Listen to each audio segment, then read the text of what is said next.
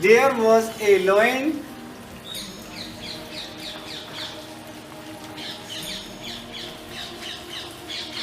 lived in a forest.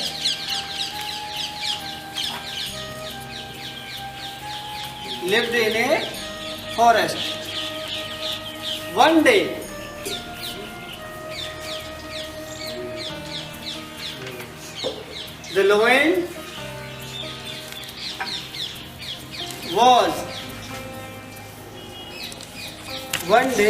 the lion was sleeping.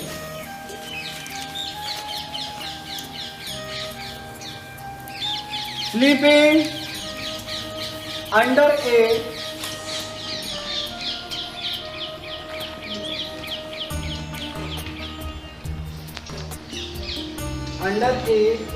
shady tree. Under a shady tree. Full stop. Question है 3 tan theta equals to 4. Find the value of cos theta और sin theta. 3 tan theta equals to 4. इसे यहाँ पक्षांतर करेंगे तो ये हो जाएगा 4/3. अब एक थ्योरम होती है पाइथागोरस थ्योरम. हम जानते हैं पाइथागोरस थ्योरम क्या होती है. कर्ण का वर्ग बराबर लंब का वर्ग प्लस आधार का वर्ग. अब एक फॉर्मूला लिखा है यहाँ पे क्या. tan थीटा इक्वल्स टू लंब बटे आधार. तो लंब क्या है 4. कर्ण क्या है 3.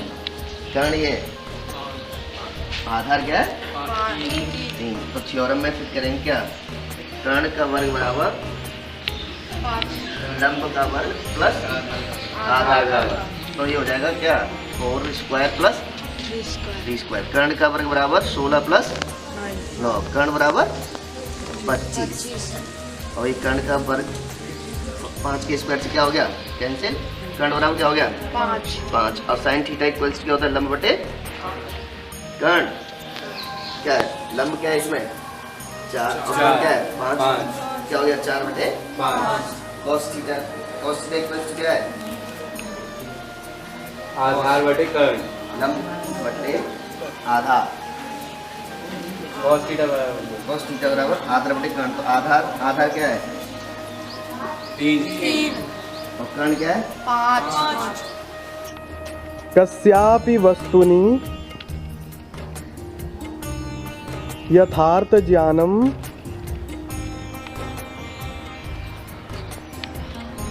विद्या इति कथ्यते.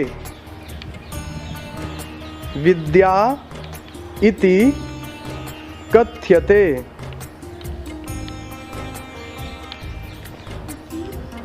कथ्यते.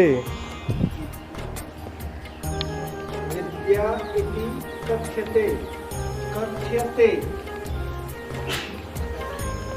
विद्यया विद्यया मनुष्यः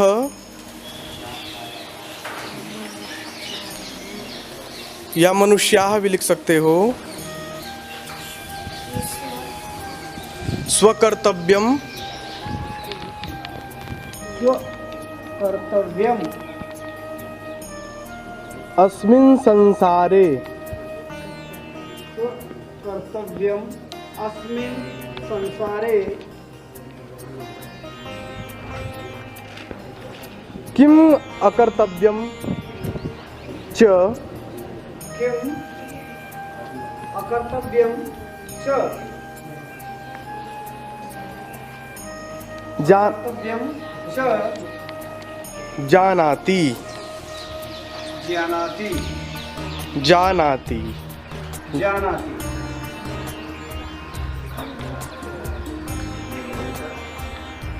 अकर्तव्यम च जानाति. परस्मय पद धातुएं होती हैं. कुछ धातुएं आत्मनेपद होती हैं और कुछ धातुएं उभयपदी होती हैं. ठीक है. कुछ परस्मय पद होती है, कुछ आत्मनेपद और कुछ उभयपदी होती है. इसको अगर हमें जानना होगा कि अब कैसे पता चलेगा कि कौन सी आत्मनेपद की है, कौन सी परस्मय पद की है, कौन सी उभयपद की धातु है. तो 5 उपदेशों में एक धातु पाठ आता है. महर्षि पाणिनि ने 5 उपदेशों में एक धातु पाठ दिया है. तो उस धातु पाठ में ना सारी धातुएं दी गई हैं. किताब में सारी धातु दी गई हैं और बताया गया विधिवत तरीके से कि ये धातुएं परस्मय पद की हैं, ये धातुएं आत्मनेपद पद की हैं और ये धातुएं उभय पद की हैं। अब परस्मय पद की धातुएं कौन सी होती हैं, आत्मनेपद पद की कौन सी होती हैं, उभय पद की धातुएं कौन सी होती हैं? जिनके रूप पठती, पठतः, पठन्ति, पठसी, पठतः, पठत, पठामी, पठावः, पठामः इस तरीके से चलते हैं। इसी के समान जैसे गच्छति, गच्छता, गच्छन्ति, गच्छसि, गच्छता, गच्छत, गच्छामि, गच्छावः, गच्छामः। ठीक है। हसती, हसता, हसन्ति, हससि, हसता, हसत, हसामि, हसावः, हसामः। बदती, बदतः, बदन्ति, बदसि, बदथः, बदत, बदामि, बदावः, बदामः। इनके ना एक क्रम है, जैसे अति, अतः, अन्ति, असि, अथ, अथा, अस्मि, अस्म, अस्म। इनका ना एक क्रम है। इनमें सब में परस्मय पदों में यही जुड़ी रहेंगी। जो आत्मनेपद की है उसमें क्या होता है देखो, सेवते, सेवेते, सेवन्ते, सेवसे, सेवेथे, सेवध्वे, सेवे, सेवावहे, सेवामहे। ठीक है। इसी प्रकार इसकी जो अन्य धातुएं होंगी ना उनकी, जैसे लभते, लब माने होता है पाना, सेव माने सेवा करना।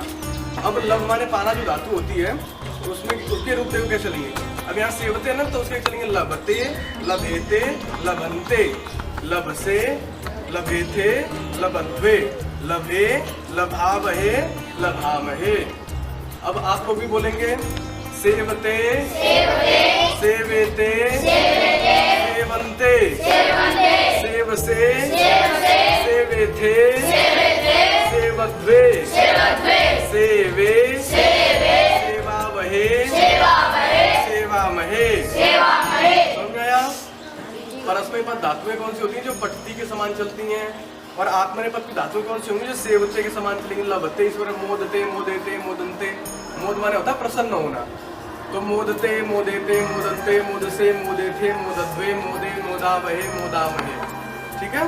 ये तो इनके समान जो धातुएं चलेंगी वो वही आत्मनेपद की। अब उभयपदी धातुएं कौन सी होती हैं? उभयपदी भी धातुएं होती हैं जो जिनका रूप आत्मनेपद में भी चलता है और परस्मय पद में भी चलता है। चाहे आप उन्हें इसके समान चला लो चाहे उसके समान चला लो। जैसे पच धातु है, पच धातु उभयपदी है, उसको चलाओगे ना, पचती, पचता, पचन्ति, पचसी, पचता, पचत, पचामी, पचावा, पचामा। पच माने होता है पकाना। पच माने क्या होता है? पकाना। जैसे मैं भोजन पकाता हूँ, अहम भोजनम पचामी। ठीक है। इसी प्रकार अब क्या है, इसको देखो परस्मय पद में कैसे चलेंगे इसको, पचती, पचता, पचन्ति, पचसी, पचता, पचत, पचामी, पचावा, पचामा। अब आत्मनेपद में कैसे चलेंगे, पचते, पचेते, पचन्ते, पचसे, पचेते, पचत्वे, पचे, पचावहे, पचामहे। दोनों चल गए नहीं चल गए? तो ये उभयपदी धातुएं होती हैं। इसको जानने के लिए आपको या तो एक तरफ से रटना पड़ेगा और रटना बड़ा मुश्किल है। उसके लिए फिर आपको धातु पाठ पढ़ना पड़ेगा। अभी आप अष्टाध्यायी करेंगे, अभी वर्णोच्चारण शिक्षा, उसके बाद अष्टाध्यायी, फिर प्रथमावर्ती, फिर जब वेदांत प्रकाश पढ़ाए जाएंगे तो उसमें धातुएं आएंगी, तो आपको स्पष्ट हो जाएगा पूरी तरीके से। समझ आ गया? ये धातुओं का पूरा प्रकरण था। बाकी और जिसे समझ में नहीं आएगा वो मैं समझा